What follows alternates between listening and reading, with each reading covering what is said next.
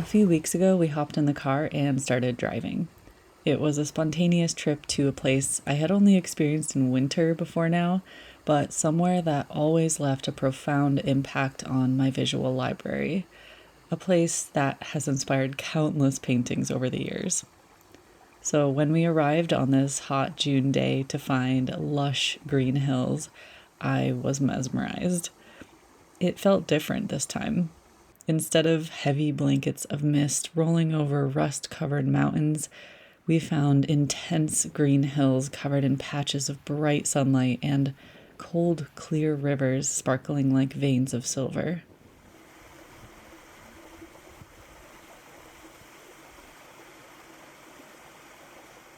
I spent some time painting the river where we were swimming and enjoying our picnic. It was a fast, loose, drippy painting, my favorite kind. Just breathing in the fresh air and letting the paint do its thing.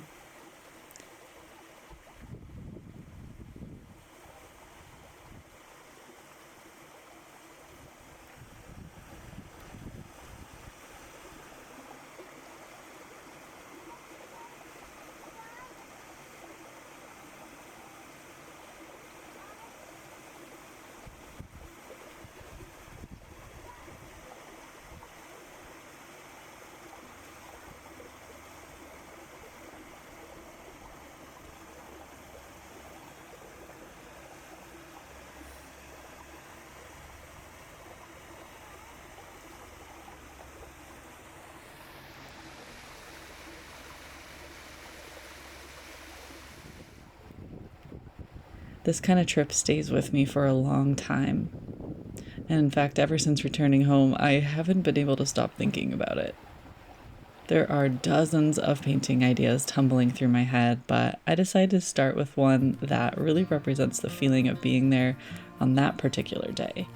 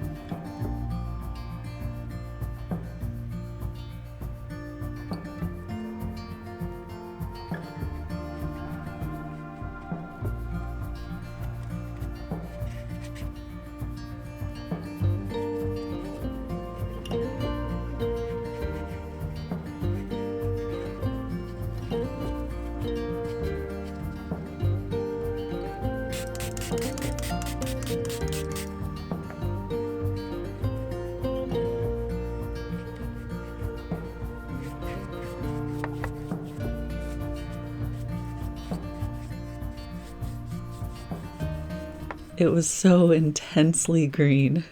It was drenched in green.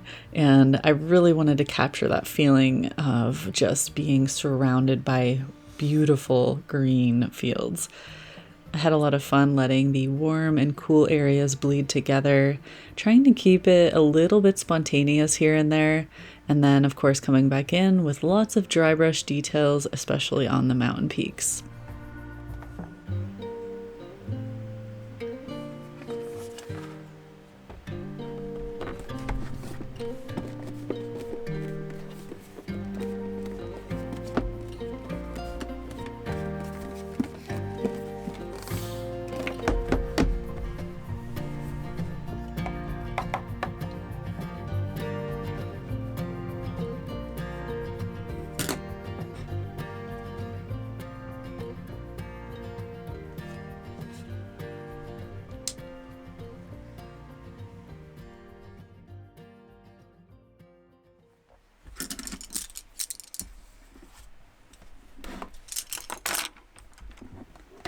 I want to give a little shout out to M. Graham and Co., who sent me some gouache colors to try. I already own some of their colors and really enjoy it, but they sent me some new ones that I had never tried before. It's a little bit difficult to get my hands on their gouache in Scotland, so I was really appreciative that they were willing to send me some of their nice colors. And overall, I find this gouache to be a little bit more liquidy than some of the other brands.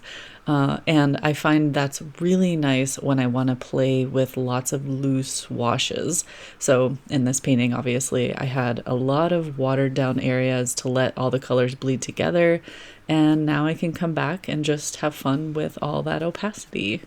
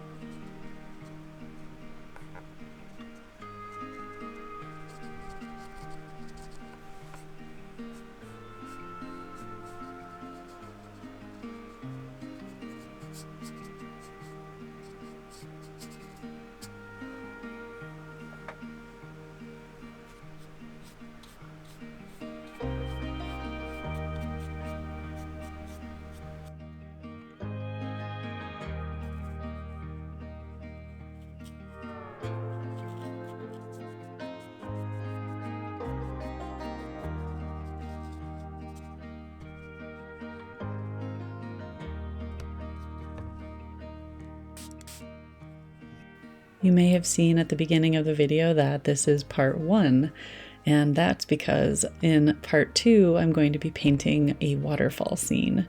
I'm probably going to be painting a lot more scenes from the Glencoe trip over the next few months, but I wanted to start with these two because they were just so strong in my mind. I often visualize the things that I'm going to paint ahead of time, and I spend days just ruminating over all the details and ideas and ways I can paint it. And then all of a sudden one day it just hits me and I'm like, okay, it's time to sit down and paint. Most of the time I'm painting outside from life, and it's not common for me to sit in my studio and paint like this anymore. Especially when it's summer and it's just so gorgeous out. It's like nature just pulls me outside. But sometimes a painting just requires a little bit more time and attention, and that's where it's nice to have the freedom of being in the studio without any time constraints or wind or rain or any of those challenging things that happen when you paint outside. And by the way, I do have a tutorial up on my Patreon for painting very loose, expressive mountain scenes inspired by this Glencoe trip, if you want to check that out. Otherwise, I hope you enjoyed this video, and I'll see you again soon for another one inspired by this amazing place. Take care, everyone.